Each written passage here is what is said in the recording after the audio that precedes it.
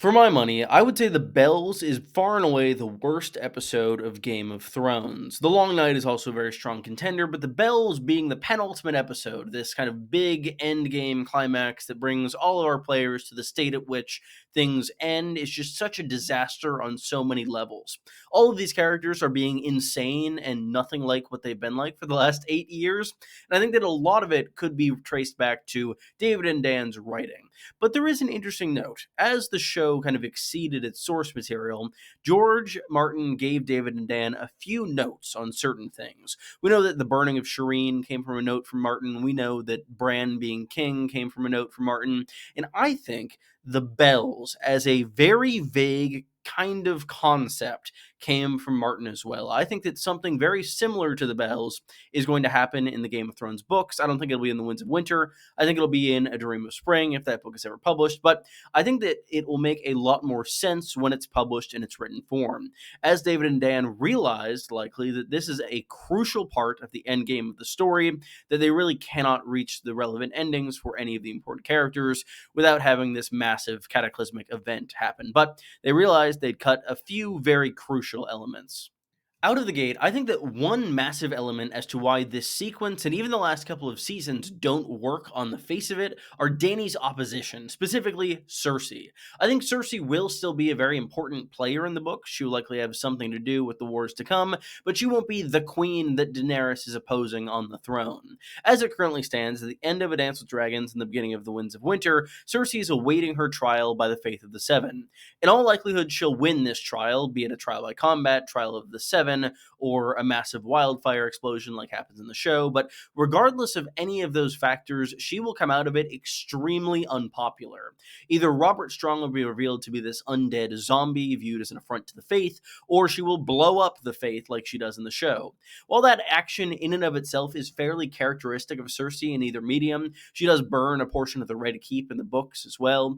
But there's really one element that makes it just completely nonsensical in the show, and that really comes in the aftermath of the burning of the Septs of Baelor, as Cersei is immediately crowned queen, and no one says a peep about her A, claim to the throne, and B, popular support, given that she's just blown up this massive symbol of a now very popular revolution, as the faith was quite crucial to the story previously, especially in Feast. Instead of Cersei, it's quite clear that Aegon the Sixth Targaryen is going to be Daenerys' opposition once she arrives at King's Landing. This young prince was cut from the show, and he did land in the Stormlands at the end of A Dance with Dragons, and it seems in all likelihood he'll make his way northward and end up claiming the throne for himself by about the midpoint of the Winds of Winter. At least that would be my guess. I've done a couple of videos on why cutting Aegon from the show is so crucial, but I think that this ending sequence is the main encapsulation as to why that is. Aegon Targaryen could be this symbol of what the people of Westeros want to accept in a monarch. They've had this squabbling War of the Five Kings for so many years between these claimants with varying degrees of legitimacy and claims, and Aegon has come back to revive this dynasty before Daenerys, the true heir to this dynasty, would be able to do so herself. Daenerys has a vision of a cloth dragon swaying amidst a cheering crowd on poles, and that is likely Aegon Targaryen. He is a Targaryen, quote unquote, though he's likely fake. There are a few very good videos on that I can recommend, most notably by Alt Shift X. But he is still beloved, and Daenerys is going to have a lot of problems with that once she arrives on Westeros. I have two questions for you before we go any further. One, if The Bells isn't your least favorite episode of Game of Thrones or House of the Dragon, what is? I'd be curious to hear, as I've heard a pretty wide variety of opinions. Two, what do you think is going to happen in this situation in the books? Do you think we'll see something analogous to The Bells? I'd love to hear your opinions on either of these things in the comments below. And while you're down there, be sure to leave a like and subscribe. It does really help out the channel. And yeah, that's that. Another element of why the bells failed so much in the show is that it just comes out of nowhere. The bells just cause Dany to go insane pretty much on a whim. Just immediately, she hears the bells, oh, the city's mine, she's surrendering, oh no, and then she just snaps for no reason. Whereas in the books, we have a character who is very well established to have a very traumatic history with bells. I talked a little bit about Aegon Targaryen just a minute ago, and his main principal advisor, his hand of the king going forward, is one Lord John Connington. Jon Con, in addition to being the best character in fiction, is Aegon's right hand, and his right hand is infected with grayscale. This is a disease that causes people to slowly go mad, and we do know that Jon Connington has seeds of at least some discord within him as well. Throughout his two viewpoint chapters, we continually hear an echoing between his ears. We hear the bells of a battle long lost. You see, when Jon Connington first rose to prominence, it was under Aegon's grandfather, supposedly, Aerys II Targaryen. Aerys wanted to name Rhaegar Targaryen as his hand, but Rhaegar was MIA, so he named Jon Connington. Jon Connington attempted to quash Robert's rebellion in a single battle, pursuing the usurper and essentially trying to end him at a town called Stony Sept. This conflict was known as the Battle of the Bells, as once the conflict actually broke out and Connington was fighting against Robert's forces and later against Robert himself, these massive bells from nearby septs were continually ringing and ringing and ringing. As we hear later on in Jon Connington's head, that ringing never really stops. Bells are associated with this kind of deep bitterness and disappointment in himself and in his own prospects. They're a reminder of his failure. And one thing that Tyrion notes that has always stuck with me about Jon Connington's characterization is that Jon Connington has supped on hate. He has sustained himself off this burning desire and anger for those around him, those who have wronged him, to pay. And I think the bells are a massive association with that. I think David and Dan saw some version of Martin's overall plan, and what they took from it is, oh, we need to do this. We need to have this episode, The Bells, to have a bunch of things happen to get to our end game, to get to our goal, our end point. Bran on the throne, Jon kills Daenerys, King's Landing is burned down, Jaime and Cersei are killed, a lot of civilians are killed, yada, yada, yada. But looking at it, they probably had a realization a bit too late that they had canned certain elements of it that were essential to this sequence working well. That's why they ended up substituting Cersei as a ruler in place of Aegon, as likely Aegon will be crowned after Cersei blows up a sept or is revealed to be a fraud at the trial by combat. So overall, it just makes sense that they would want to have this massive climax that Martin is building towards in his books, but they are realizing that, oh, we didn't include these essential elements. It's fine. It'll pay off for us anyway. We're so great at this. We did the right wedding. How could we possibly mess this up? So what is going to happen in the books? Going forward, this is all my own theorizing and speculation. Speculation is a real word. I did just look it up. So I think that the order of operations, the show roughly gets correct. I think the war against the White Walkers is going to take a fair bit longer than it did in the show, at least hopefully. I could see it ending at Winterfell. I could see it ending at the Isle of Faces or Harrenhal. There are a number of different candidates for that. But overall, I think the main final conflict of the series is going to be for the Iron Throne itself, most likely Daenerys against Aegon. Aegon will be the popular pick, but he is secretly a Blackfire. This could be unknown to everyone. This could just be known to Daenerys. This could be suspected by Daenerys. It's unclear. But regardless, she views the person on the Iron Throne as a fraud and as someone who has stolen her birthright. There's often talks of a marriage between Aegon and Daenerys, but it seems very unlikely that that'll actually come to pass, most notably because there are a number of other much more interesting candidates who are a lot closer to Aegon.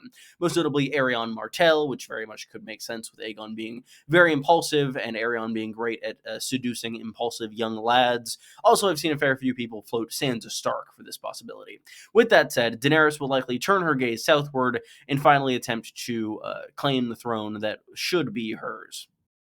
There's a linchpin to this entire scene, and it's Jon Connington snapping. Something is going to happen that is going to cause Jon Connington to blow up these caches of wildfire throughout King's Landing. Right now, nobody really knows that they exist. The pyromancers have a clue. Jaime knows about them because that's why he killed King Aerys. I think that Cersei will blow up the Sept or something else, and that'll be how Connington knows that these kind of casks of wildfire exist, if he even intends to blow them up. But I believe that something is going to cause him to lose his grip so entirely that he just completely gives up on everything and decides to just either give up on it and blow himself up or just kind of have everyone come down with him. It's this madness that's kind of lingering in him with this grayscale. By the time that the bells would happen in the books, I imagine that at least a year would happen since the end of A Dance with Dragons. Many people overestimate how quickly Jon Connington's grayscale is going to spread. I personally think that it won't end up killing him, but the madness will kind of set in. And I think that it will very much set him up to be very prone to lash out and have bursts of rage should anything go wrong, which I believe something is going to go wrong. What could that thing be? What will cause John Connington to snap? It's going to be something to do with Aegon. Aegon is the key to John Connington. He is John Connington's reason for existing. All of the old love and affection he had for Rhaegar is, in a more fatherly sense, projected onto Aegon. And as we see in his chapters, this boy is everything to John Connington, a surrogate son and the king that must be. John Connington is going to go berserk if anything happens to disrupt Aegon or his perception of Aegon. I see two distinct possibilities for this. Possibility A, Aegon is killed somehow. Either an assassin gets in from Dany's camp or Dany barbecues him alive. Regardless, I don't think that Dany would outright want to kill Aegon immediately. I don't think that she would necessarily have that fire and fury. She is definitely capable of it. We see her embrace the fire and blood of her heritage in her final chapter of A Dance with Dragons, but I don't think she would kill her nephew. I know my family relationships that quickly unless there was real proper provocation. I think that it is still a pretty strong possibility that Aegon dies, maybe fighting in a battle with the Golden Company, and then John Connington just goes nuts, blows the city up. The other one I could see is John Connington being confronted with indisputable evidence that Aegon is not who he says he is. Aegon is not related to Rhaegar. Aegon is a lie. Everything that he's done has been for nothing, and John Connington would just go insane from that point on. Overall, I think that Aegon dying in battle is the most likely option, but I could see some truth of the situation sparking these casks as well. So what role does Daenerys play in all of this? The Bells in the show is so about her and her supposed snap into madness that makes no sense and comes out of nowhere because Jon Snow, I guess, didn't want to sleep with her once. I think that Daenerys is going to not be mad in the books pretty much at all. I think she's very much going to have a bit of a harsher tone about her going forward, seeing as she is going to embrace the fire and blood of her ancestors, as previously mentioned from Daenerys 10, A Dance with Dragons. But I don't think that fire and blood is going to amount to fire and blood without any undue cause. I think she's going to be a bit harsher. She's going to very much embody Aegon the Conqueror, but Aegon the Conqueror allowed his enemies to kneel. I don't think that she's going to burn this city just for surrendering. What I think is maybe more likely is she's going to end up fighting a battle on the outskirts of the city or near the city or in the city and trying to burn Aegon's army or something to that effect. And that could either ignite some of the wildfire or she could be perceived as the person who burned King's Landing down, as she is the person who has the dragons and people might not know about these caches of wildfire hidden all around the city. Regardless, I think that Daenerys is going to very much get a bit more brutal, a bit more Machiavellian as the story goes on, but I don't think that the madness that David and Dan seemingly inflicted upon her is a sure thing in the books as well. Overall, Daenerys' involvement is kind of a big question mark in The Bells. I think it'll probably be pretty prominent given that it is the main thing that the showrunners seem to take from that note that, oh, Daenerys goes mad at the time of The Bells. That said, I think the madness is kind of being blended over from Jon Con. Daenerys in the show is Jon Con confirmed. I could see Daenerys doing a number of things during this, though. I don't see her sitting idly by while her city burns, or the city she perceives to be hers burns. I could see her flying around trying to stop people from lighting off these caches of wildfire, perhaps accidentally activating a couple on her own in the process, or I could see her, as Alicent suggested to Rhaenyra at season 2 finale of House of the Dragon, just swooping down on the Red Keep and trying to take control and calm things down and just stop the bleeding in whatever manner she can, get things done, and that could end up making people think that, oh, Daenerys is mad, she wanted this, she planned this.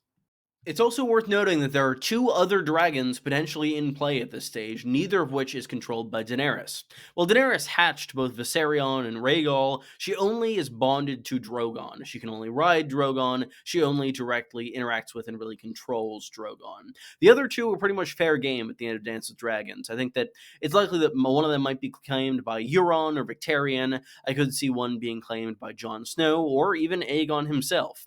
Regardless, these other dragons involved involvement in the bells and what might happen here could contribute to the burning of the city. Martin has often alluded to a second dance of the dragons, and that does bring to mind the idea of these dragons fighting in the air, as we have seen in House of the Dragon and in Fire and Blood. With that said, it's unclear who that opposing dragon could be. I could see Daenerys fighting Euron. I could see Daenerys fighting Aegon. I could see Daenerys fighting an undead dragon. I could see that as a possibility as well. I do think at least one of the dragons will die to some supernatural cause, be that either Euron and a Kraken or the White Walkers and their magic. But overall, I do think that the other dragon could have something to do with this as well, and I think it's death that's going to make more sense than just getting shot.